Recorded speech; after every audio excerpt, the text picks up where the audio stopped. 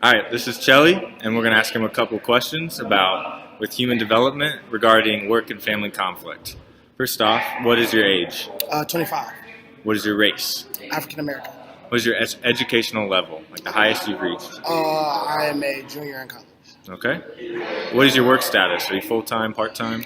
Part time, How many jobs do you have? 2. 2 jobs? What jobs? After school all stars and then in the military. Okay. How many children do you have? 1. And what is her name and age? Destiny, and she is 1 year old. What has been your experience when finding childcare for your son or daughter? What support resource has been most helpful to you as a single parent?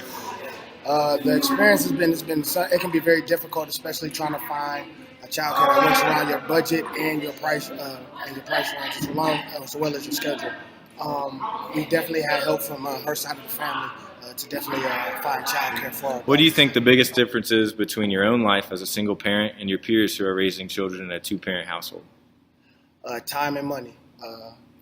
Sometimes there's going to be times where you want to spend time with your loved one, your child, and you don't get that to be able to do that based on schedule of the other parent, whether it's a conflict or not. You're both in a two-parent household, you can pretty much work together as one cohesive unit. What has been a major learning experience for you as a single parent? Budgeting and understanding that it's just not you anymore. Knowing that I have another mouth to feed, I have somebody else that's looking up to me.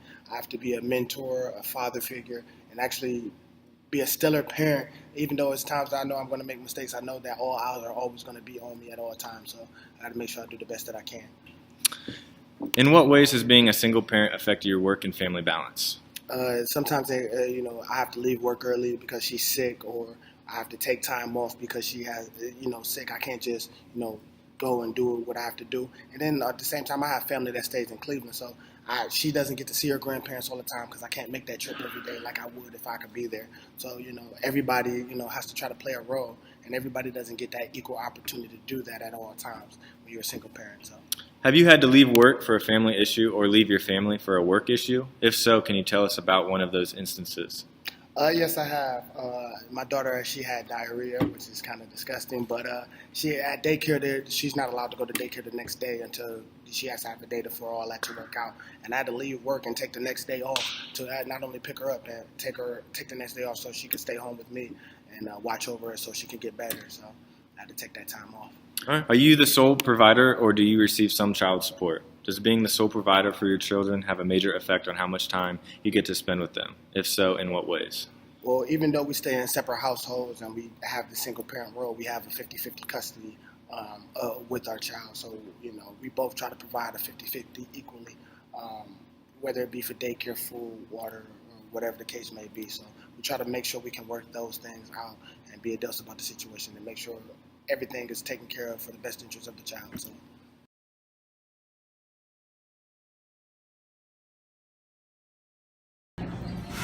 Oh, hi, I'm Mara. I'm a third-year social work major here at Ohio State, and I'm a single mom. Okay, so how old are you? I am about to turn 21. Okay. And what's the highest education level that you've obtained? I have my high school diploma, and I'm in my third year at Ohio State. Okay. So for undergraduate. Okay.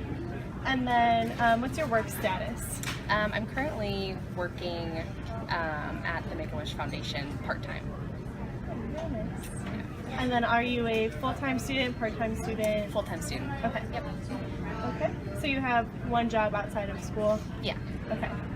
And then how many children do you have? One. One? Boy or girl? Yeah, it's a girl, and she will be 2 in 2 weeks. Oh. So what has been your experience when finding childcare for your son or daughter? I started looking as soon as I found out I was pregnant, freshman year, and so I was looking around, and thankfully my mom's really supportive, and so she was telling me about how difficult it is to find childcare, and so I was really fortunate to be able to get put on a bunch of wait lists at that point, and I actually wasn't taken off any of the wait lists. We didn't get to the front of the wait list until after my daughter was born. So that was 10, 11 months. If I didn't have that information to begin with, I would have been not in a very good spot, like trying to find childcare as soon as she was born. Yeah. But she goes to the OSU Child Care Center, which is just amazing. But a lot of the other places that I toured when I was like on wait lists and like looking for ones that had shorter wait lists, it was really interesting to see like the difference in the level of care and the standards and all those different things, as well as the cost is a lot. Yeah. It's insane. It's, you know, rivals my rent payment every month. So it's, yeah, there's definitely a lot of things that go into daycare. So you mentioned your mom. What support resources has been most helpful to you as a single parent? I mean, my mom definitely was like a huge help, but I think, I mean, even if you're not a single mom, your mom is kind of a big support person when you have kids. But also Ohio State has this program called Access, the Access Collaborative, and it is like a single student parent support group. And so we meet every Tuesday, and we just have like sessions together, and we talk. But we also get benefits like we get a schedule first at Ohio State, so we schedule it before the athletes do, which is awesome because I only have daycare for so many hours a week, and if a class that I need doesn't fit in those hours, like what am I supposed to do? Or if the only class that does fit is full, like I can't do that. Like I really literally like can't do it. And so that has been crazy helpful, a lot of different scholarship opportunities, and just being able to talk with other students who are, you know, dealing with this and a toddler at home screaming at you all the time is really, really supportive. Have you had to leave work for a family issue or leave your family for a work issue? If so, can you tell us about one of those instances? Yeah, so like I talked about her thumb, but also recently, after taking like the whole week off for spring break, the day that I came back, she ended up biting through her tongue at daycare because I guess she was running and like tripped and like fell and bit down like through her tongue, and so they wanted me to go and take her to urgent care, which like is absolutely understandable, and I wanted to too, but I felt so bad because I had just taken off 5 days, and then I had just gotten there, and it was a couple hours in, and I was like I had like all these things laid out that I was going to do, and I had like started projects, and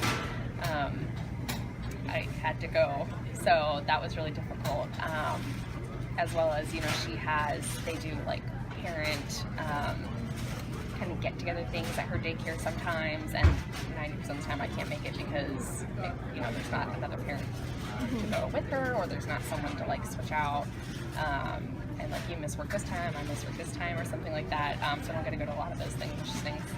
But yeah, those are kind of inconvenient, but I don't dwell on it too much because I do a lot of fun things with her. Yeah. Hi, this is Kelly, and we're going to interview her for HDFS, and this has to do with work-family conflict. So, Kelly, what is your age? I'm 45, What is your race? white. What is your highest educational level? I graduated Ohio University with a communications degree, bachelor, Okay. What is your work status? Are you full-time, part-time? full-time. And then how many jobs do you have? Well, 2. One is my work job, and then my second job is my children. Okay. How many children do you have? I have 3 daughters. 3 daughters, and what are their ages? Oh, I have a 17-year-old, a 21-year-old, and a 23-year-old. What has been your experience when finding childcare for your son or daughter? What support resource has been most helpful to you as a single parent? I definitely believe that family was the best resource that I had. My grandma was the primary child care provider for me, and saved a lot of money, tons of money. So definitely family, I believe, has been the best resource. What do you think the biggest difference is between your own life as a single parent and your peers who are raising children in a 2-parent household?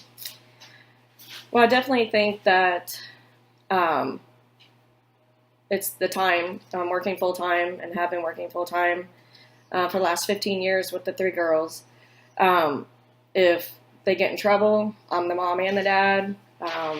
Sports. At one time, I had 3 girls that were doing cheer at the exact same time in 3 different schools, and working and trying to make all 3 of those was really, really hard. So I definitely believe, like, you know, a 2-parent household, one could have been going one place and one another, but the time being spent with them, it was definitely, I mean, it was all me with 3 of them. So I believe a 2-parent household, I mean, it's definitely an advantage for sure. What has been a major learning experience for you as a single parent? I definitely believe that once you become a mother or parent, that your life is no longer your own. So I believe, like, I've learned so much through, like, what you sacrifice and everything that you do, you're doing now for them. It was no longer about me. It was about making sure that their life was okay and they had what they needed. They had, clothes, food, activities. So I think that would be the biggest thing, is that your life is not your own anymore. You share it.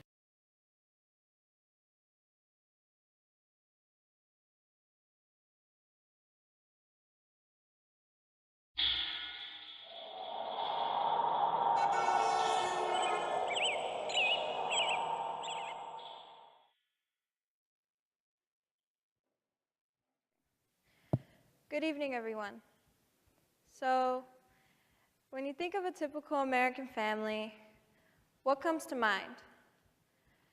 A while ago, people would have thought of a mom, a dad, and maybe a brother or sister. Some people still do, but in today's society, there's been a huge increase in single-parent households since the 1950s.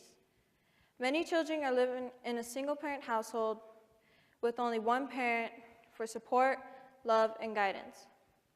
And about 200,000 children are living in a single-parent household in only the state of Illinois. In fact, I'm one of those children, living with only my mom and my brother, no father in the picture. But imagine that, 200,000 children living in only the state of Illinois. Just think about how many there are in the whole United States. And I know some of you are in this room right now. For the most part, children in these families have single parents because they are either going through a divorce, a parent chose not to stick around, or a parent has passed away. This takes a toll on children's emotional and social lives.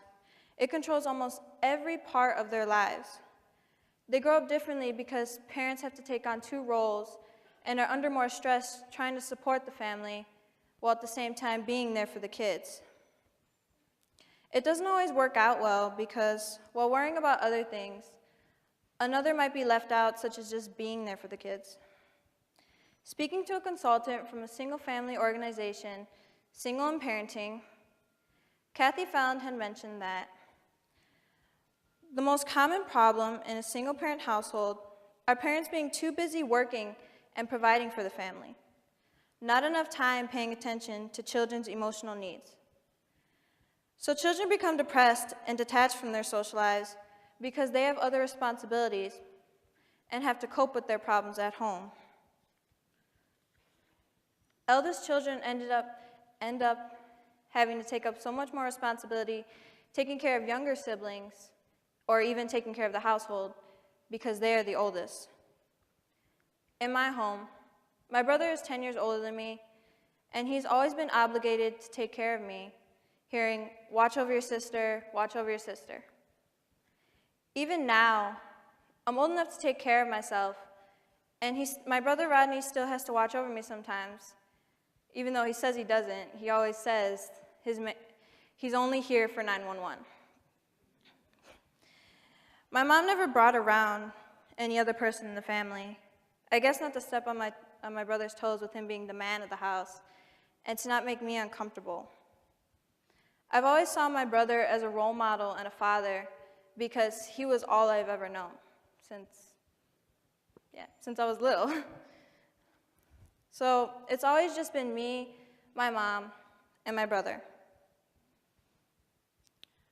I have a friend, and for half of his life, he was happy with 2 parents and 2 siblings. When he was 8 years old, his father had passed away, and this took on many new changes in his life. He started to feel depressed and didn't cope too well with only living with one parent. Describing his situation, he had said, "It's harder on my older siblings because without a dad, they had to look over me. So being the youngest, it was definitely easier on me. My mom was gone most of the time working, being the breadwinner in the family, so she was only there for whenever she needed to be. It was hard getting used to one parent. I didn't cope too well, and it was worse because people would mention their families, how happy they were, and I would kind of break down. I dealt with it by holding it in. However, I feel that I am successful coming from a low school like Marsh to Jones. It is a real step forward for me." A lot of people like to say that minorities, people living in low-income families, or just people in different circumstances are doomed to fail. But that is not true. Children in single-parent families are disadvantaged for the most part, only living off of one parent's income, having one figure for guidance, and going through numerous changes in their life along with stress. But they can overcome this. You can't let these things take over your entire life and let it change your path. It's almost like letting someone tell you that because you're short, you can't jump higher than the next person. Or that because you're a woman, you can't achieve more in life than a man. In middle school, my friend and I would like to walk around Cal Park and visit the beach. 2 years ago on one of these walks, she had confided in me about her parents' divorce. This girl's name is Gabriela Pantoja. Now, look at that smile. Nobody would really think that anything could be wrong with her. I had asked her what it was like going through the divorce, and she responded with, "My parents' divorce has made me an emotional and bitter person because I'd never tell anyone what was going on, so I kept my emotions aside so that people wouldn't pity me or see me as a victim. It makes me very angry, but despite the changes, I feel that I am successful with my attention more towards my education to get my mind off the divorce. My parents serve as my motivation to do and be better." Gabriella is just another example of how hard it can be transitioning to a single-parent household. When I would think of my situation with my family, mostly my dad, I would listen to this song called "A Trophy Father's Trophy Son" by Sleeping with Sirens. I felt that it explained my situation almost perfectly. And my father isn't in my life the way that I would want him to be, but listening to the lyrics, I related so much and would sit there in my room just listening to them or thinking about them. "Father, Father, where have you been? It's been hell not having you here. Why are you walking away? Was it something I did? Did I make a mistake? 'Cause I'm trying to deal with the pain. I don't understand this. Why are you running away? Tell me, please, I need to know. Is this what you call family?" I realize I'm fine without my father in my life. I've been doing well without him, all because of my mother and brother. I get just as much love from my mom as anybody else. I know that I can overcome living like this and not let it take over my life. Andrew, Gabriella, myself, and my brother are just prime examples that you can succeed only if you try. Living in a family with only one parent as the breadwinner and supporter, with children having so many different responsibilities and emotions, is a struggle. But people can overcome this. If you are one of these people, don't keep everything in. Talk to somebody that you trust, or talk to your parent. Try and do well in school. If you're a parent, even if it's for 5 minutes, spend that time with your kids. Stay positive. It can make such a difference in your life.